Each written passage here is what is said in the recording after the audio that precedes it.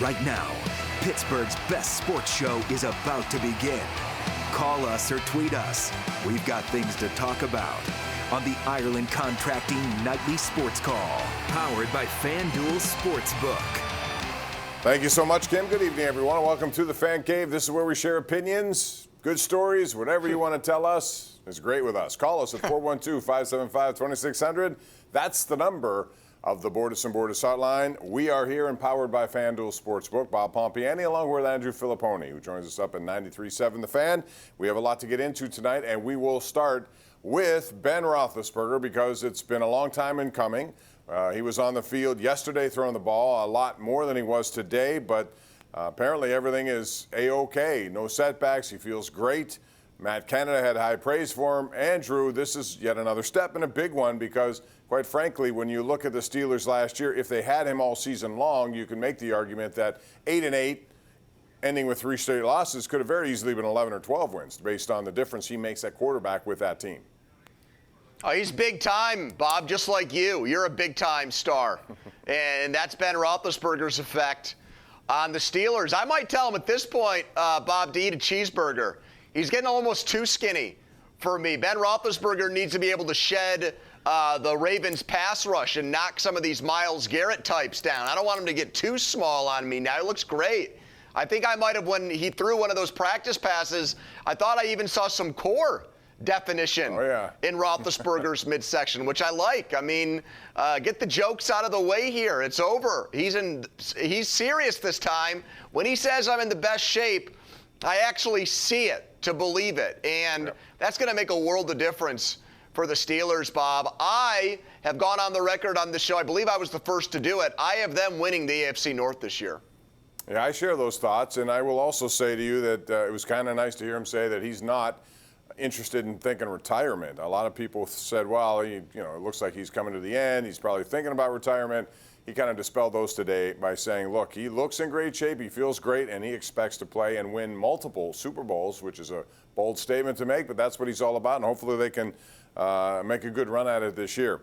All right, let's talk also, Andrew, about the Penguins from last night because I thought they may make more changes than they did. Mike Sullivan pretty much said, I was okay with what I saw in Game 1. I didn't want to panic and make changes in Game 2, although I, like you, thought they could have very easily made a goaltender change just because of Tristan Jarry's presence. It's not because Matt Murray played badly. It's because Tristan Jarry had a better season, and he's there just in case. But he didn't do that. Murray looked good. Your thoughts about where this series is right now, and I still think the Penguins will win 3 straight. Well, yeah, so do I. I mean, it was a momentary sigh of relief. They did not pound Montreal. They did not, at least on the scoreboard where it counts the most, they didn't blow them out, Bob. So you could give Mike Sullivan some credit for status quo for staying the course, but it's not as if pushing those buttons, okay, now we see it. The Penguins are light years better than Montreal. It's no contest. It was still a very competitive game, and one of the reasons why it's still a close series and a tied series is because the Penguins special teams, the power play is in the crapper right now, Bob. I mean, it might as well be walking around with a newspaper and a cup of coffee because that's what it looks like. It is going to the John. It is embarrassing. And they've tried different people, and they've had no success. But they've got to get that sorted out if they're going to, A, beat Montreal and, B, go on a long run. No question. I thought it was better last night in terms of getting more shots to the net and more traffic in front. Well, it had nowhere to go but up, Bob. I mean, it set such a low bar in Game 1. But I think it's been a while. They'll get it together. I got to believe it's going to be better than what they have, 1 for 12 here, as this series moves on and into the next one. They're going to need it no matter who they play. With this round robin going on, it could be 1 of 4 teams, and all 4 are very difficult. I also want to get your thoughts of Carolina because I know you were on them early, and I like them too. They're a good young team with guys like Sebastian Aho and Svechnikov. Go down Natchez is a good player. He made some plays here tonight, and they got some veterans like Trocheck and Stahl to go along, Justin Williams. That's a team that reminds me of the Penguins when they were starting to put it together, fast yet experienced at the same time. Well, I think people forget, very easy to forget because so much has happened in a short amount of time, Bob, this year.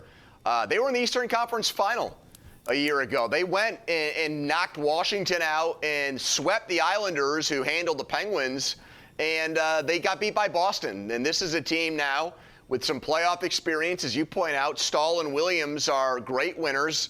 They're Stanley Cup champions. They're a little bit unconventional because they don't have a goaltender that is a household name. It's Reimer tonight, and it was Mrazek for games 1 and 2. What they have, Bob, for me, is the deepest blue line in the entire NHL. And that'll definitely be true if and when they get Dougie Hamilton back. And I like teams that are built that way. I like teams from the back line out. So you can build down the middle with centers, which is great. The Penguins have done that. But I like seeing teams that have great puck-moving defensemen, and that's what you get with the Carolina Hurricanes. And you got to give credit to Rod Brindamore. They're playing back-to-back games, and Mrazek has been terrific in the first 2, yet he went to Reimer, and Reimer now looks like he should play the next game, even though Mrazek was really good. Interesting stuff in Carolina. We're going to take a break. When we come back, we'll talk about the Pirates as well, and your phone calls at 412-575-2600. Join us. Air your opinions right here every night. It's the Ireland Contracting Nightly Sports Call. We're live on Pittsburgh CW.